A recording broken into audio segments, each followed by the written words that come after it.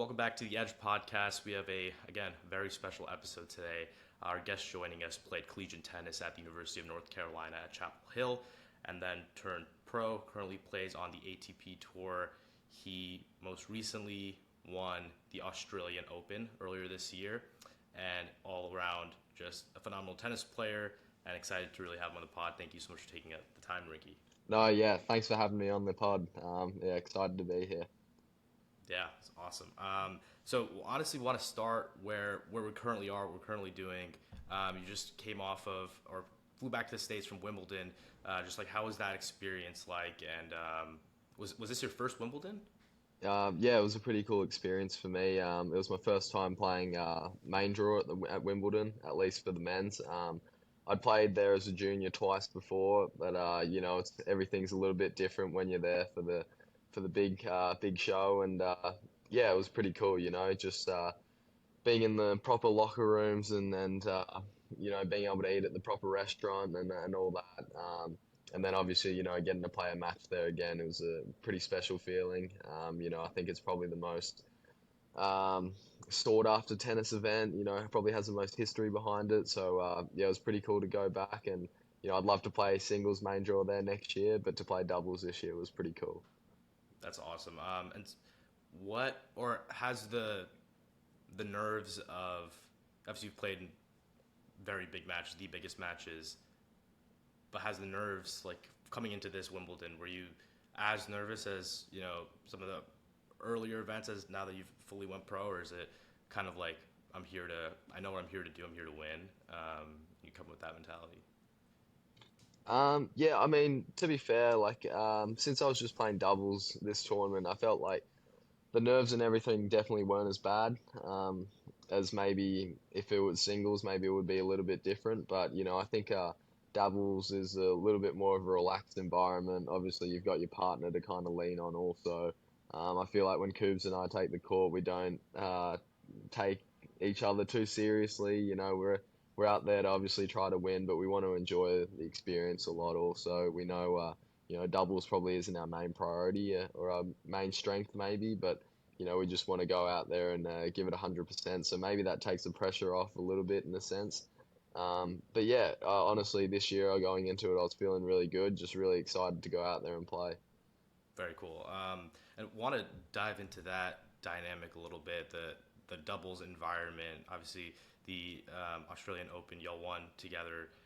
So when starting off, just like how long have you kind of known Jason Kubler is your doubles partner? How long have you kind of known him, played with him, and ultimately when you're making that decision, why him? Yeah, I've known him. Well, I've known of him for a long time. He's I think maybe 8 years older than me. So when I was kind of coming up through the ranks and when I was a lot younger, he was obviously, one of the up and coming Australian tennis players, someone who I looked up to. He got to number one in the world juniors, was a big kind of figure in Australian tennis at the time. And yeah, I think, over the last few years, I've gotten to know him a lot better. We've kind of started playing a few of the same events when I was moving up to the challenges. And his coach at the moment actually coached me in the juniors, so I know his coach really well, Jared Bunt. He's an absolute legend, and Coop's such a good guy and such an easy guy to get along with that he kind of helped me make that transition into the challenges, just having someone to hang out with and practice with. And then, yeah, as far as playing together, I just kind of lobbed it out to him a few months before the Aussie Open. Obviously our doubles ranking wasn't very high at the time, but so I would have needed a wild card, and I felt like if we signed in together, we are probably a very good chance to get a wild card and get into the draw. And then obviously he's played some very good doubles in the past. So yeah, I felt like we could kind of combine well together, and yeah, he ended up playing very, very well those 2 weeks and probably did a lot of the heavy lifting. So it turned out, yeah, better than I could have ever imagined. Yeah, wow, that's awesome. And when you're in kind of the double setting, what is your like mentally? What is the shift in your strategy or your approach in the game versus when you're kind of entering or playing singles? Yeah, I think it's it's obviously a bit of a different game. There's obviously a lot of different tactics involved. The points are a lot quicker. It's a lot more of serve return oriented, and the top doubles players in the world are so good at kind of serving well, returning well, and kind of taking your angles away on the court when they're at the net. So yeah, it kind of becomes a little bit more difficult to kind of work your way into the point. But I feel like I'm just kind of trying to learn as I go because, yeah, to be fair, I haven't played a lot of doubles in the past, so just trying to kind of figure it out as we go.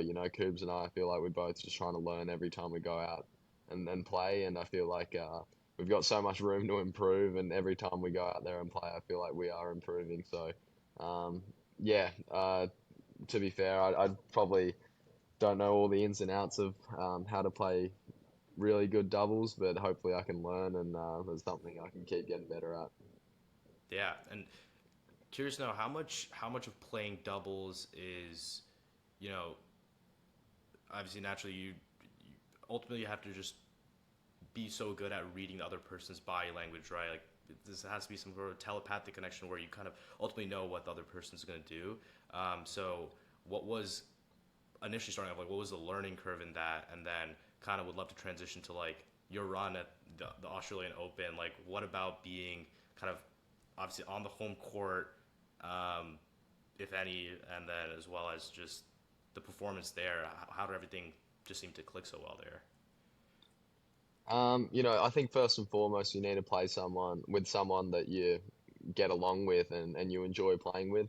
I think that's one of the biggest things. If you're kind of miserable playing with someone, then I don't think you're going to play very well, and it's probably not going to be very enjoyable. But Coops makes that very easy. I think we're both pretty laid back on the court out there, and we just want to kind of really have fun and compete as hard as we can. So, I really like playing with him. It's just there's not much pressure. I feel like we're just kind of on the same wavelength. I feel like when we started playing, maybe, it took a little bit of learning to kind of figure out where to kind of position one another and like learning what one person was going to do on in particular situations and how to kind of, I guess, complement that and move in the right way or hit the right spot. But I felt like as a week kind of went along, we got a lot better at that. And by the end of the week, I felt like we were just so kind of in the zone together. That it, yeah, I felt like we were just really, really linked up. And then obviously having the Australian crowd behind us was a huge advantage. I feel like we definitely wouldn't have had the run we had it not been for the crowd support. Yeah, it's a pretty cool thing. It's pretty special being able to play at a home Grand Slam. One that I've grown up watching and absolutely love. It's my favorite tournament. So that was very cool, and just being able to keep going out there and playing a match in front of the home support was very special. Yeah, and could you describe just that your initial reaction, just like the feelings, emotions when final point goes through and you're officially a Grand Slam champion? Yeah, well, I mean, I don't know if you've seen the match point, but I actually I fall over and I'm pretty much on my ass when the last ball gets hit out. So I was panic stationed. I mean, it was six more on the breaker. It's a huge point, and I've just absolutely stacked it. So I'm just trying to get up as quick as I can, and then the ball ends up sailing out, and I feel like it's just at that moment probably a lot of relief. I think it was yeah just huge relief, and then obviously the elation comes in, and yeah, I don't know. It was a pretty surreal feeling. I've never quite experienced something like that. And then just yeah, so much happiness, and then to have the people in my team and his team up in the box sharing that moment with us was yeah very special. Starting off in your tennis journey and kind of when you made that decision, hey, I want to do this for, you know, my entire life. What was that initial goal? Like, was this one of those things where it was like, oh, like not many people, it's very hard to do, et cetera, et cetera. But were you like, hey, this is here, this is on my list, I'm gonna hit it? Kind of what was your, kind of was Rinky of today, looking back at the Rinky you started playing tennis, what was that kind of introspection like when you finally got away from all the cameras and just got to sit down by yourself and just think of wow, like this is official. Yeah, I mean, when I first started playing tennis, or even when I was in college, or looking at turning pro, I don't think a doubles Grand Slam ever crossed my mind. To be honest, completely honest, I think Yeah, that was the furthest thing from my mind. You know, my intentions and goals have always been to do with singles, and I'd say for a big part, it still is. I think, I'm very invested in my singles, and it's definitely the priority still. So, when you're going through the bucket list of your career or what you really want to tick off, obviously, like the big ones are playing at all the four Grand Slams in singles for me at least. Cracking the top 100, and then whatever it is, top 50, top 20, top 10, and then going deep in the Grand Slams. So those are the goals that I've probably, always dreamt about and set for myself, and I'm still working towards. And I don't think ever in my wildest dreams did I think I was going to win a doubles Grand Slam. Yeah, it just never really crossed my mind. But when it happens, like it's it's I mean it's pretty special. Like it's a Grand Slam. You're a Grand Slam champion, and no one can ever take that away from you. So it doesn't matter what the event is. I'm so proud of kind of the work that's been put into that moment, and all the people that were behind the scenes to get to that stage. And yeah, I guess hopefully I'll be able to top it off somehow in my career, like one up it. But at the moment, it's definitely the biggest achievement of my career so far.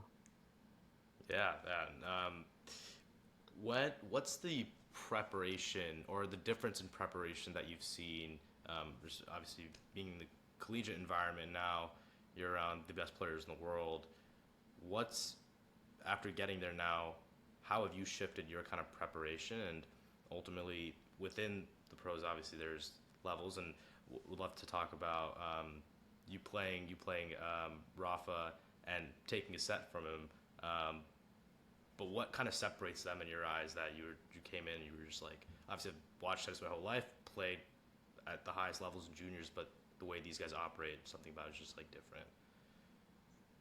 I think it's in college. Obviously, you're juggling your academics and your sporting commitments. So I think it is tough to kind of try and train and kind of set yourself up for that elite level.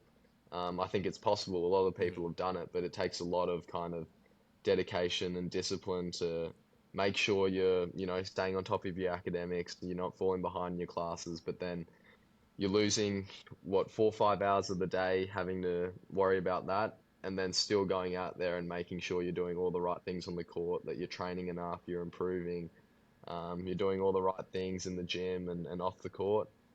So I think it's definitely a tough juggling act when you're in school, because I think you have limited time compared to people that are doing this for their profession. So I think once I came out, that was the big thing for me. It was for me, it was like, all right, like now this is kind of a job, like there's no more kind of fluffing around. You don't have classes to worry about. There's no excuses to not go out there and do all the right things. So I think the level of professionalism at the top of the game is off the charts. These top guys, they have a full team around them. Every day you see them in the gym. They're trying to get those one percenters. They're on the physio bed. Whatever it is they're doing, they're trying to get an edge on everyone else that's trying to catch up to them, or trying to make their breakthrough. Um, so I think that's a big difference. You probably have a little bit more time, probably more resources, and yeah, you just gotta. There's small margins, I think, between winning and losing in sport, and where you find those margins is different for everyone. But I think kind of at the top of the game, everyone's looking for them. Yeah, that makes a lot of sense. And speaking of those margins, I think obviously have had a couple tennis players on the pod before, but I think Anuj put this the best. He called your mental game. He said Rinky's a rock. He's like a rock, right? You can't break the mental game. And so how'd you learn to develop such a strong mental? And I guess like would you how would you describe your own mental, and what are the areas of that you're still looking to improve on? Um, yeah, I mean, I think I've probably always been a competitive person, and I think that's probably one of the most important things if you want to be an athlete. Like somewhere deep down, you have to be a competitor. I think it's tough if you don't enjoy competing and enjoy being under pressure and kind of having your back against the wall. And I feel like ever since I was young, I've always kind of thrived on competition and pressure. So I feel like that's probably one of the biggest things. And then I honestly think college tennis helped a lot. You know, you're kind of in a pressure cooker every match you play, and there's a lot going on. There's a lot of pressure moments, and there's people heckling you in the crowd, and you got to learn how to deal with that and kind of thrive in it. Otherwise, it's very tough to succeed at a college level. And I feel like that's something I really developed in my time at UNC. I really learned how to play in pressure situations and in tough crowd situations and you know learning how to deal with stuff when maybe the odds are stacked against you.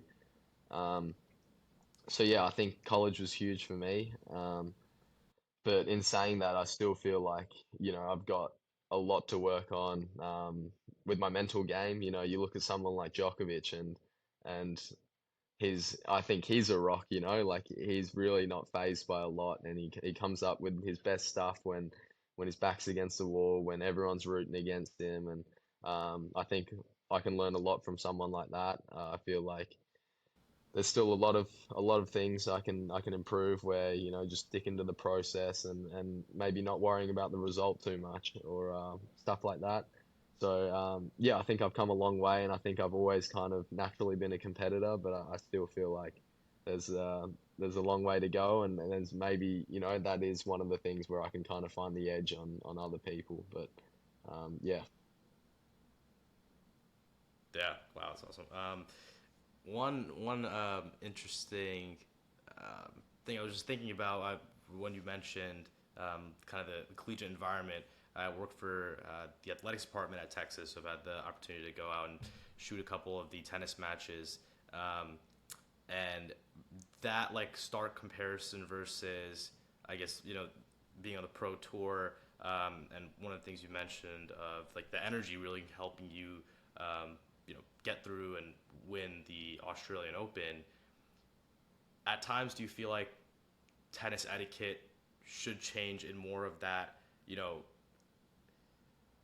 the direction of other sports? Like, do you ever feel like, hey, like I like this energy, or, I'm trying to figure out how to completely phrase this. I don't know if you understand what I'm trying to say. But in terms No, of like I pin think drop silence, yeah, yeah,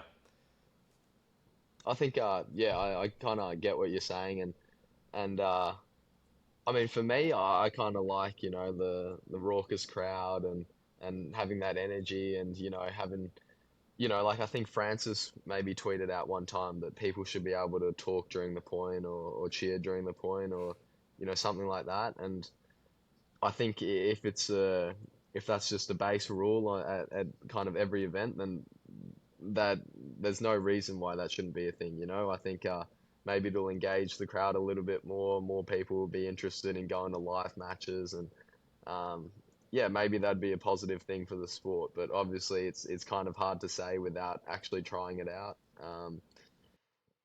Yeah, I think there's also value in how tennis is at the moment. You know, it's a very uh, there's a lot of tradition rooted in tennis, and at a tournament like Wimbledon, I think that makes it pretty special. And there's a lot of yeah, like history and tradition behind it. But you know, tournaments like the Aussie Open and US Open, it's so fun because the crowd gets so involved, and even tournaments in South America, the way that they get behind their players is pretty cool. And um, I'm not sure how to answer that exactly, but I think there's a time and place for both. And I think maybe there is a little bit of space for leniency with the crowd and how much they can interact with the players in the match. yeah. That makes a lot of sense. And thinking about um, when you made the decision to go pro, obviously you decided to leave, UNC, a couple of years early. When what was that moment that you decided, and kind of what were the factors that went into it? But I guess after you made that decision, what were like the immediate steps that I guess like most people wouldn't really think about of like when you're going to go pro, like you have to you know apply, like what's like kind of that process like? So yeah, after my second year of college, I decided to take the fall off. I kind of felt like I was playing at a really good level and had a bit of momentum behind me, and just wanted to take the semester off so I didn't have to worry about school and I could just go all in for 5 or 6 months and play futures and see how I was doing. I think that that semester I ended up maybe winning 3 or 4 tournaments and got my ranking up to somewhere around 350, I think, and that was playing 5 months. And I felt like, I was playing at a good level. I had nothing to defend the first 6 months of the year, following year, and I had a wild card into Australian Open qualies and doubles, and I felt like it was a really good opportunity. I had good momentum, and I had a chat to my coaches at UNC, Trip and Coach Paul, and yeah, I was like, look, I feel like I'm ready. I feel like, I can really make a run here, and yeah, so I had a chat with them and decided it was probably the best time for me to kind of leave and start playing full time. Um, and I had the goal in mind to make the Grand Slam qualies that following year, and managed to, I think, play, yeah, Wimbledon qualies last year, and then actually got the US Open wildcard into Maine from Tennis Australia. So um, yeah, it's panned out all right, I guess. It's look, in hindsight, it was a good decision. In terms of what I had to do, I didn't really have to do too much. I just kind of had to let my coaches know. I think maybe I had to uh, like delist myself from classes and stuff at UNC. But then, yeah, it was kind of just signing up for tournaments and playing and just, yeah, really knuckling down. Got it. Yeah.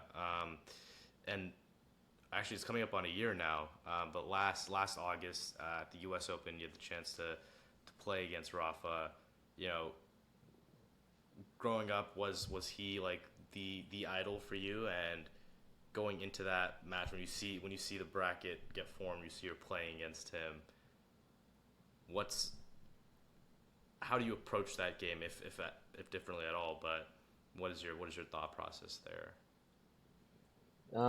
Yeah, I mean, obviously he's one of the best players of all time. Him, Roger, and Novak at the moment are, you know, absolute legends of our sport. And I've grown up watching a lot of him. I loved watching him, all three of them, to be honest. And um, yeah, I'd literally just landed in New York when the draw had come out, and I saw it on Twitter, and I was pumped. I mean, when you're a kid and you're dreaming about playing these big tournaments and the Grand Slams, like you dream about playing the best players in the world on the biggest courts in the world in front of packed stadiums, and you don't get to do it often unless you're going deep into the slams at a regular basis. Like you don't get to do it often. So for it to happen in my first Grand Slam, yeah, I was just pumped, you know. I don't know how long Rafa's going to play for, and to have a chance to play him before he retires is a pretty cool thing when I've grown up watching him play. So, yeah, I was really pumped when the draw came out. I felt like, no one's expecting me to do anything here. Everyone's expecting me to just kind of get chopped and him to, have a bye into the second round. And, I kind of wanted to go out there and show what I was made of, and yeah, really put my best foot forward. So that was my mindset going into it. I just wanted to kind of be brave and back myself and not shy away from the moment. Um, Obviously he ended up playing too good for me, and I ended up losing, but I felt like I learned a lot from that experience. And yeah, I never want to be one to shy away from a match like that. That's why you pick up a racket in the first place. So um, even if I'd gone out and gotten absolutely smoked, I just wanted to do it, kind of enjoying it and competing as hard as I could, and just, yeah, believing in myself. Yeah, yeah. And also, obviously, coming right off of Wimbledon, there's a lot of the coverage is always like, oh, like which celebrity is here, which, you know, what's been like the starstruck moment for you? I remember like last summer, um, like first day at the internship, actually, Anuj and I worked in the same building, and they were like, "Oh my God, Marcus Rashford is here," and we go to the window, and he's standing there, and I'm not a big football fan, so it's kind of unfortunate. I didn't appreciate who Marcus was, but someone pulled up his Instagram, and I was like, "Oh shoot, okay, I should probably know who this guy is." And for me, that was like, and we run into ran to Phil Knight like the first week there. So kind of what was that moment for you? You know, if not playing Rafa, but just people you've just had the pleasure of meeting playing professionally now. Um, yeah, I mean, I got the chance to hit with Federer when I was a junior at the Aussie Open, and that was pretty cool. At the time, I hadn't really practiced with anyone like that before. I think I was maybe 17, and yeah, we had a hit for a couple hours on Rod Laver Arena in Melbourne Park, and it was my first time hitting on centre court there. And that was really cool for me, just kind of seeing how he trained and how good of a guy he is. He's an absolute, legend. What you see on TV is kind of how he is in person. So that was really cool. And then I got to warm up Novak before his match when I was a junior, also at Aussie Open. That was really cool.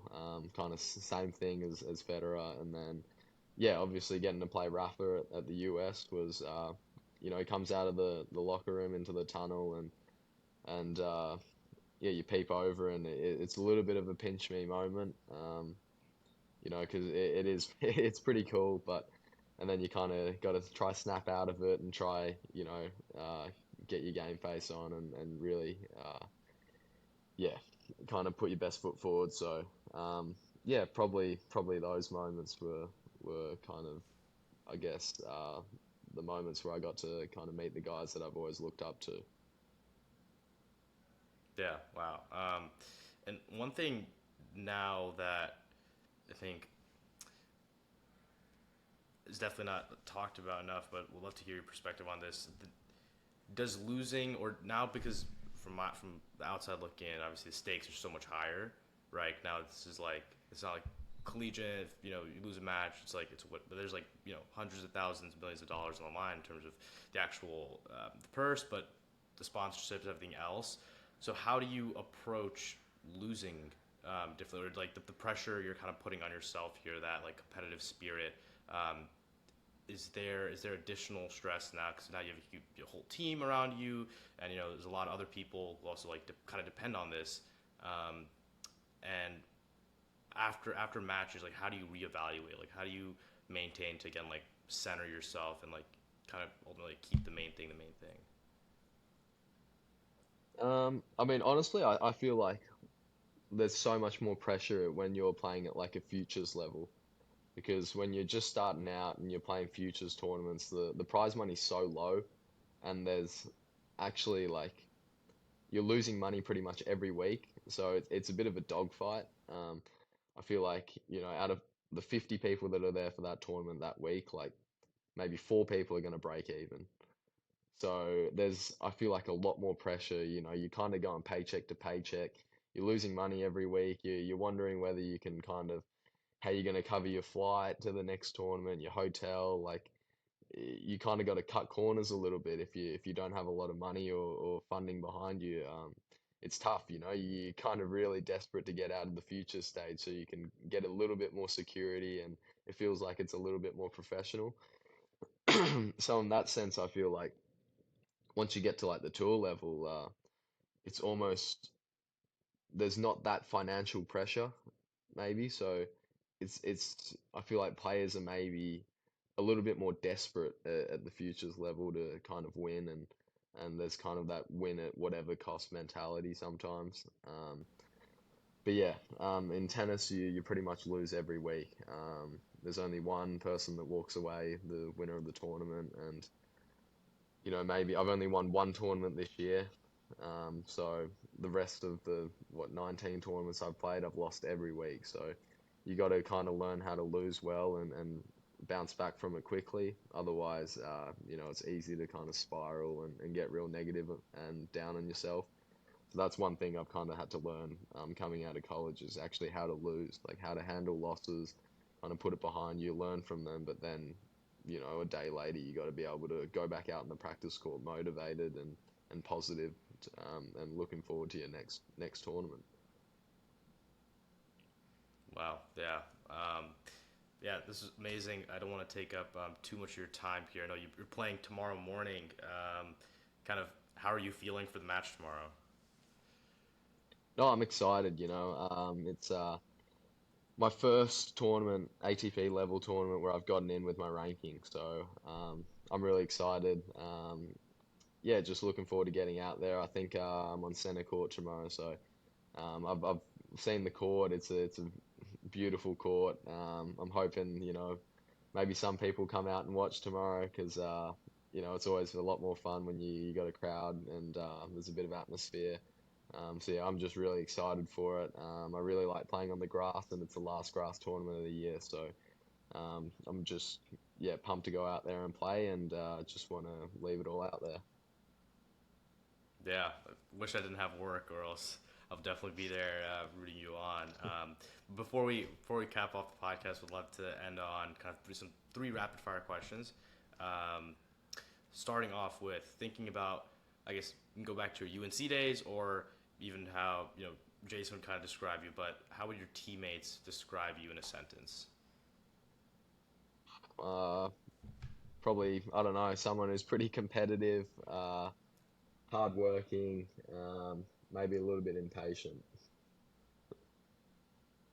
Gotcha. Who is the goat?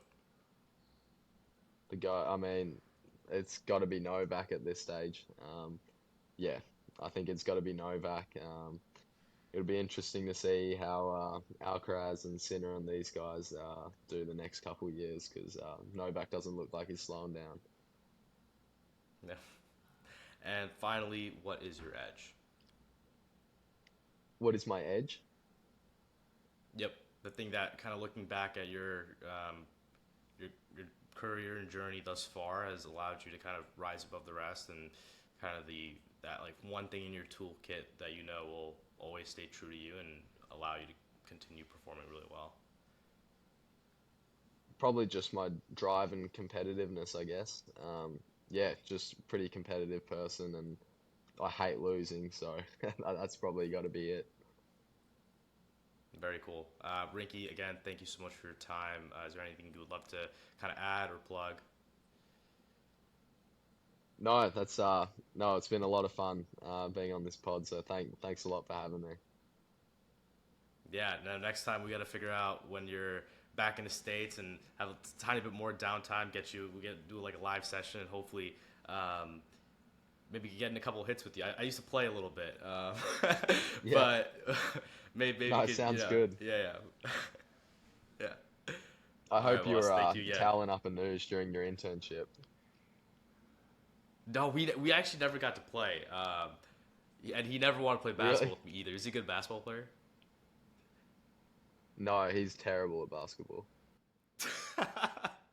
Okay, I Like assume that terrible. he wouldn't admit it to me. Yeah, yeah. No, terrible. He's hopeless. He's the guy you're like you only pick him up if you just need the 10th, right, for fives. Like if not, like it's No, fine. he's You're just like take a last seat. pick every single time. You're probably better off Oh, playing that's with a man awesome. down. Yeah. Oh, well, thank you again. And yeah, I'll have all of Rinky's socials linked down below. Feel free to give him a follow. And yeah, man, good luck with everything else this year. Thank you. Appreciate it.